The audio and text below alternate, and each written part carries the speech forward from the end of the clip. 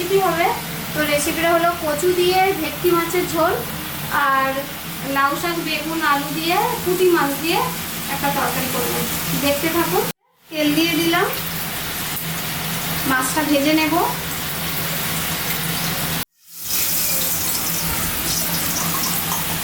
মাছটা চাপিয়ে দিলাম।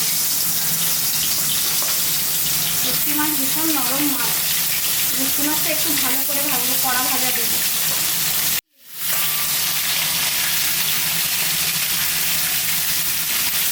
অনেকদিন পর বাড়িতে ভেটকি মাছ এসছে। মাছ ভাজা হয়ে গেছে, মাছ ভাজাটা তুলে নেব।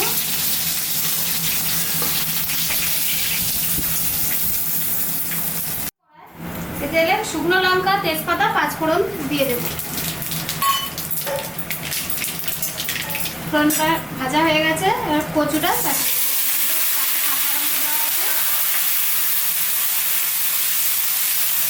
ভালো করে ভেজে নিলে সুন্দর কচুটা গলে যায় ভালো। আর কচুটা পুরানো কচু তো খুব ভালো। কাঁচা লঙ্কা রসুন থেতো করা আছে, এটা দিয়ে দেবো। কাঁচা লঙ্কা রসুন থেতো করা আছে, এটা দিয়ে দেবো। কচুতে রসুন সেদ্ধ করে দিয়ে আপনারা একদিন খেয়ে দেখবেন। রসুনটা একটু ভালো করে কষিয়ে নেবেন কচুতে। কাঁচা গন্ধটা চলে গেছে, এবার এর মধ্যে গুঁড়ো লঙ্কা আর হলুদ আর লবণ দেওয়া আছে, এটাকে আমি জল দিয়ে পেস্ট করে নিচ্ছি।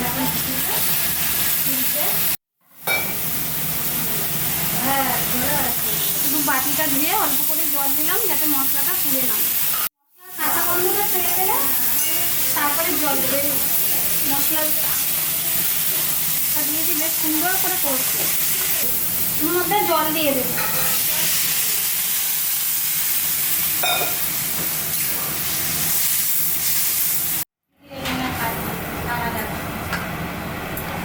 এর মধ্যে হলুদ একটু লবণ মাখিয়ে নেব। পুঁটি মাছটা ভাজবো, তেল দিয়ে দিলাম।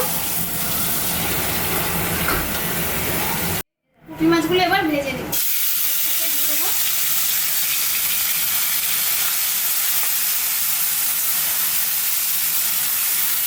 পুঁটি মাছটা উল্টে দিলাম, সুন্দর করে মচমচে করে ভাজবো। তরকারির ঢাকনাটা খুলে এবার দেখবো কচুটা সিদ্ধ হয়েছে নাকি। দেখি, কচু তো সিদ্ধ হয়ে গেছে, সুন্দর কচু। কচুটা এত ভালো কচু, কচুটা সিদ্ধ হয়ে গেছে যেহেতু, এবার মাছটা এর মধ্যে দিয়ে দেবো। মাছটা দিয়ে দেবো। মাছ ভেটকি মাছ একটু নরম হয়, বেশি ঘাঁটলে নড়াচড়া করলে মাছের কোয়া ছেড়ে যাবে। ভেটকি মাছ একটু কোয়া টাইপের। পুঁটি মাছটা এবার তুলে নেবে।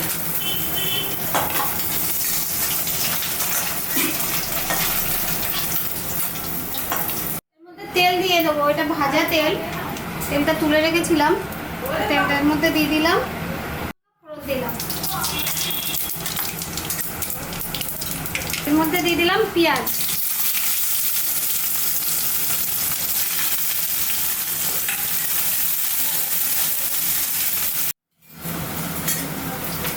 পেঁয়াজটা তো ভাজা হয়ে গেছে লাল লাল, এবারে সবজিটা চাপিয়ে দেবো।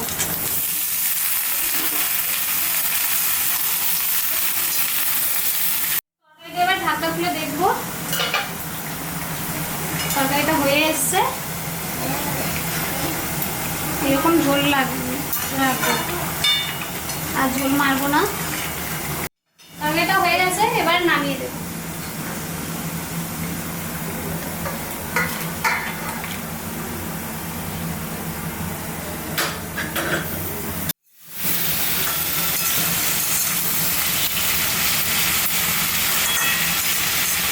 লাউ পাতা চিংড়ি আর কুমড়োর ফুল একসাথে ভাজবো, ভেজে ওটাকে বানাবো, ভর্তা বানাবো। তাই একটু ভেজে নেব। তেল দিয়ে দিলাম কড়া, তেলটা গরম হয়ে গেছে, শুকনো লঙ্কা দিলাম। লঙ্কাটা ভাজা হয়ে গেছে, এর মধ্যে কালো জিরে ফোড়ন দিয়ে দিলাম। রসুনটা দিয়ে দিলাম।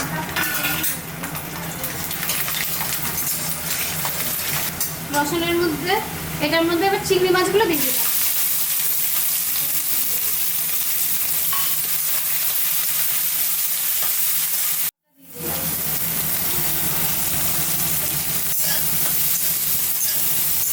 ভালো করে মজবুত করে ভাজবো।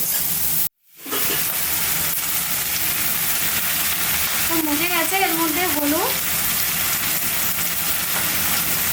পরিমাণ মতো, জিরের গুঁড়ো। তরকারিটা কষা হয়ে গেছে, এবার এর মধ্যে জল দিয়ে দেবো।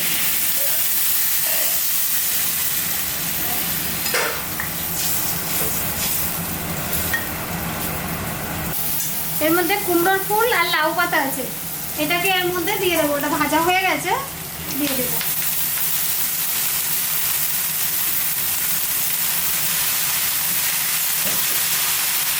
এর মধ্যে লবণ দিয়ে দেবো, স্বাদ অল্প করে লবণ দেবো, আর একটু হলুদ দেবো।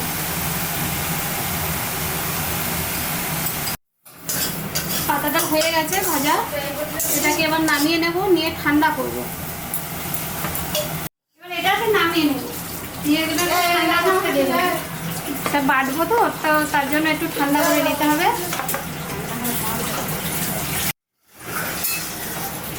এটাও হয়ে গেছে, মাছ দিয়ে দিয়েছি, এটাও হয়ে গেছে। এটা এবার নামিয়ে নেব। এটা নামিয়ে নিলাম।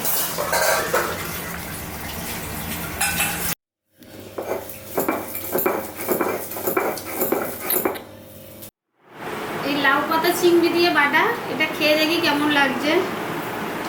বাটাটা খুব সুন্দর হয়েছে। চিংড়ি মাছ যে একদম পুকুরের জ্যান্ত চিংড়ি তো, আর বাগানের লাউ পাতা কচি কচি, দারুণ লেগেছে খেতে। এই ডাটার তরকারিটা একটু খেয়ে দেখি অল্প করে।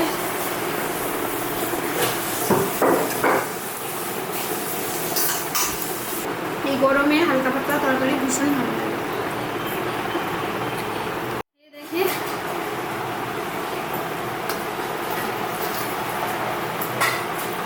একদম টাটকা ভেটকি মাছ তো কচু দিয়ে, দারুণ লেগেছে। তো আপনারা এইভাবে করে খেয়ে দেখবেন কচু দিয়ে ভেটকি, আশা করি ভালো লাগবে। আর ভিডিওটা আর বড় করব না, এখানে শেষ করব। আবার দেখা হচ্ছে আগামী পর্বে। টাটা।